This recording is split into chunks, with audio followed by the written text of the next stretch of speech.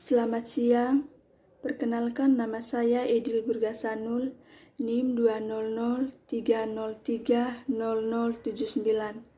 kelas C semester 2, jurusan Sosiologi. Baik, pada kesempatan ini saya akan mempresentasikan hasil review buku saya yang kedua, mata kuliah Sosiologi Komunikasi. Di sini saya akan mempresentasikan tentang komunikasi media sosial data untuk pemulihan. Karya Yuya Shibuya. Bab 1, pengantar abstrak. 1. Motivasi. Hal ini cenderung dilupakan betapa kerasnya masyarakat yang terkena dampak mengerjakan pemulihan untuk jangka panjang, dan betapa beragam dan rumitnya situasi pemulihan sampai benar-benar dialami. Fase pemulihan terkadang tidak pernah selesai. Para peneliti telah menemukan bahwa fase pemulihan di antara fase-fase lain dalam siklus bencana rincian dijelaskan dalam secara memadai. Karena situasi pemulihan komunitas tidak hanya kompleks tapi juga berubah tanpa henti. Kini memperoleh informasi mengenai situasi pemulihan hampir secara real time dapat membantu sektor publik dan praktis untuk mengambil keputusan yang tepat. Media sosial adalah platform online yang dirancang untuk mendorong orang-orang untuk berbagi pemikiran, perasaan, situasi, dan informasi lain apapun mengenai segala jenis topik. Yang kedua, pernyataan masalah. Pernyataan masalah dapat dibagi menjadi dua bagian, yaitu 1. Meningkatkan ketepatan waktu indikator pemulihan sosial ekonomi dan kurangnya ketepatan waktu dalam indikator pemulihan sosial yang ada sosioekonomi indikator pemulihan bencana. Ini adalah terutama berdasarkan data statistik, seperti mengamati perubahan populasi, konsumsi, dan produksi. Namun, data statistik ini cenderung tidak mencerminkan situasi pemulihan kehidupan individu dan aspek membutuhkan waktu dan sumber daya, dan akan menjawab pertanyaan yang dapat menjadi beban bagi orang-orang yang terkena dampak bencana. Yang kedua, perspektif pemulihan kedua, sejumlah besar studi yang berfokus penggunaan data media sosial untuk meningkatkan kesadaran situasi bencana, yang menyelidiki fase respons jangka pendek yang relatif dan sedikit fokus pada pemulihan detailnya. Dan untuk meningkatkan pemulihan dari bencana, mempelajari kemungkinan penggunaan data media sosial untuk mendeteksi aktivitas pemulihan juga diperlukan. Yang ketiga, kontribusi studi. Studi ini berkontribusi pada pendekatan masyarakat sebagai sensor untuk mendeteksi pemulihan masyarakat yang terkena dampak bencana melalui 3 poin berikut. Pertama, studi ini menyoroti pendekatan orang sebagai sensor untuk mendeteksi aktivitas pemulihan sosial ekonomi, yang hingga saat ini belum dipelajari secara menyeluruh, tetapi berpotensi untuk meningkatkan kesadaran situasi selama fase pemulihan. Ini karena pendekatan orang sebagai sensor memanfaatkan ketepatan waktu, volume, dan variasi data media sosial. Lebih spesifiknya dengan menggabungkan pendekatan people as sensor dan model ekonomi. Studi ini menunjukkan bahwa terdapat berbagai korelasi antara komunikasi masyarakat di media sosial dan dengan proksi kegiatan pemulihan sosial ekonomi.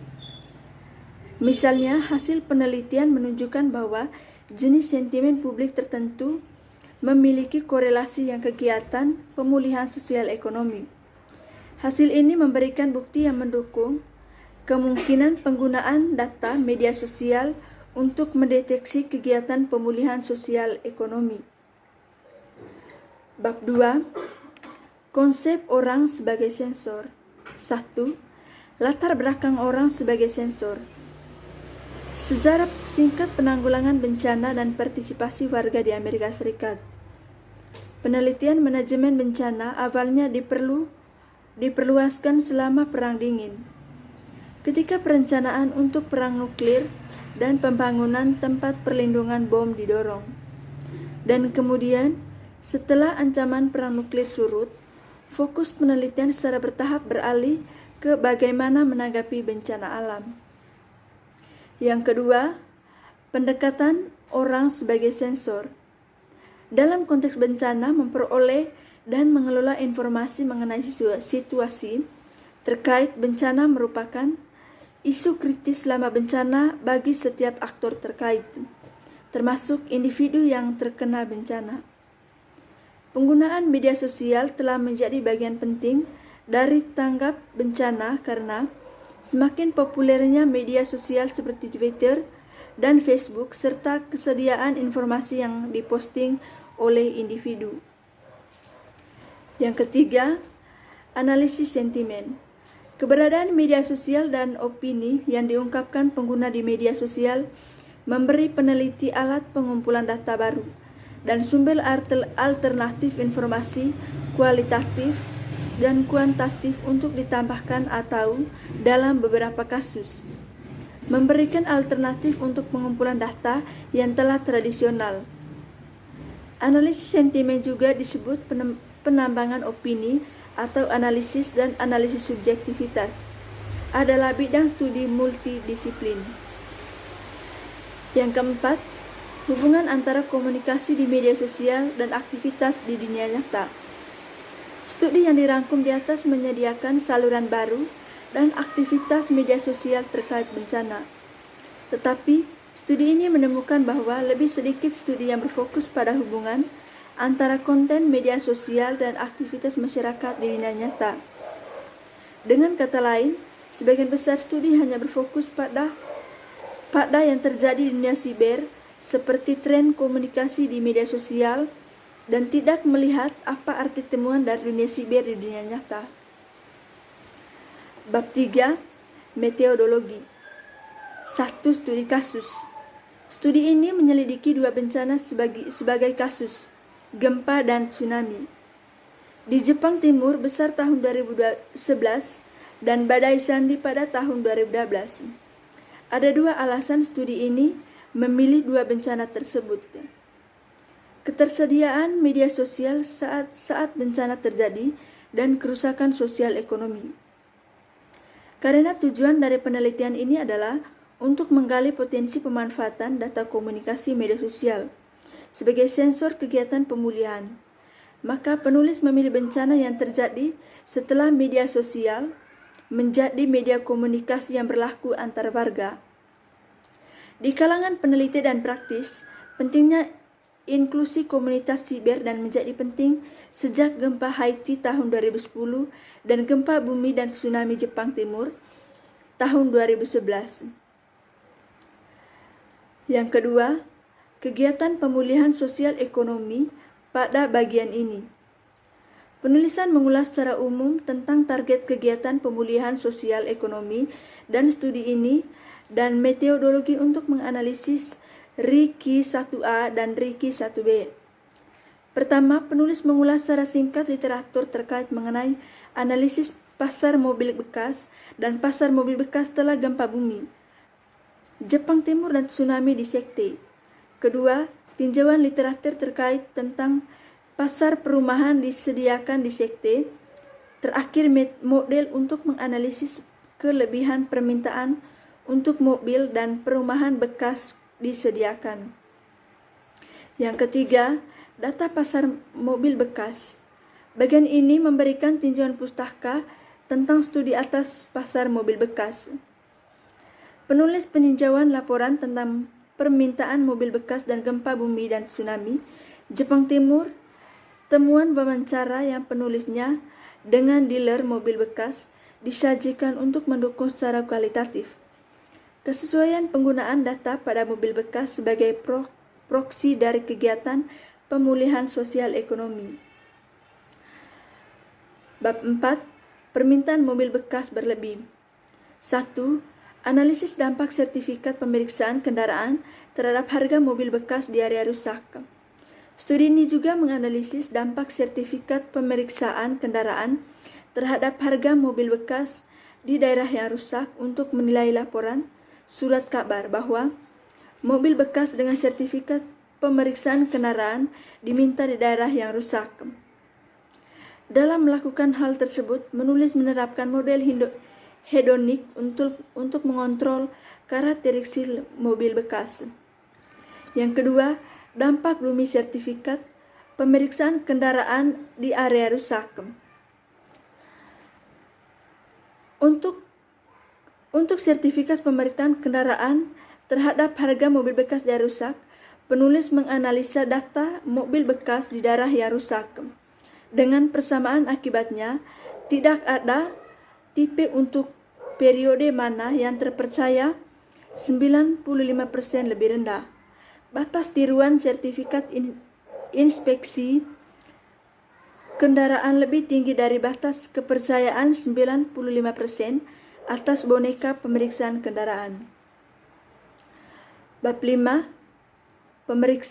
Permintaan berlebih untuk perumahan. 1. Diskusi. Dengan menerapkan model hedonis pada data pasar perumahan di daerah bencana. Studi ini mengkaji apakah terdapat kelebihan perumahan di rumah dan properti daerah yang akan diminta.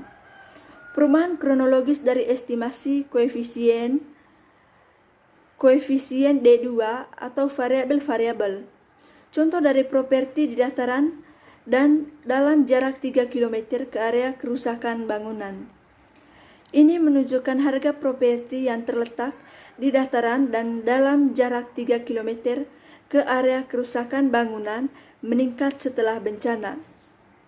Khususnya, ada efek signifikan secara statistik dari D2 pada paruh kedua bulan Juli tahun 2011. Bab 6. Komunikasi media sosial dan kelebihan permintaan rumah. 1. Diskusi. Tujuan dari sub ini adalah untuk mengeksplorasi kemungkinan penggunaan data media sosial untuk mendeteksi kegiatan pemulihan perumahan. Kegiatan pemulihan terkait nuklir atau L3 antara masyarakat sekitar wilayah yang terkena bencana dengan berkelebihan permintaan akan perumahan. Hal ini mengimplikasikan bahwa masyarakat di daerah yang terkena bencana mulai mengutarakan pendapat mereka tentang situasi di sekitar mereka, seperti kemajuan pemulihan sementara masyarakat dan daerah yang terkena bencana mulai bermukim kembali seperti yang diamati pada permintaan perumahan yang berlebihan. Yang berikut kesimpulan. 1. Kontribusi akademik studi.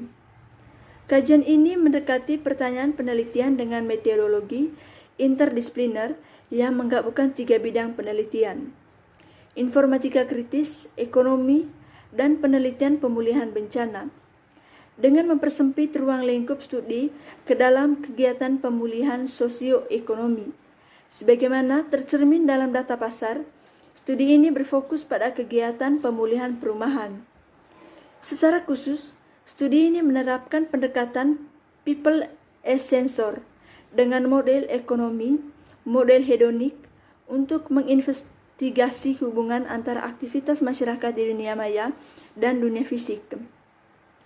Dalam pendekatan penelitian pemulihan, penelitian ini terutama berfokus pada pertanyaan tentang peningkatan tindakan pemulihan, yang merupakan bagian dari pendekatan mekanisme. Yang kedua, dampak sosial studi. Kemampuan masyarakat untuk pulih dari gangguan telah dipelajari secara luas dan dihubungkan dengan konsep ketahanan. Di sisi lain, mendeteksi dan menilai situasi terkait pemulihan kawasan yang dilandas bencana masih menjadi tantangan. Ini karena sudah ada berbagai faktor yang ada untuk mengurus pemulihan. Sulit untuk mendapatkan data yang up-to-date selain melakukan survei kuesioner terhadap masyarakat. Ini berdampak bencana membutuhkan waktu yang lama dan dapat menjadi beban bagi masyarakat populasi yang terkena dampak. merencanakan dan mengimplementasikan kebijakan pemulihan dan mengalokasikan sumber daya untuk komunitas yang terkena bencana yang situasinya terus berubah. Menggunakan data komunikasi media sosial sebagai proksi dan pemulihan sosial ekonomi yang memiliki kemungkinan untuk mengisi kesenjangan indikator. Pemulihan umum yang ada dengan ketepatan waktu, variasi, dan volume. Baik, sekian dan terima kasih.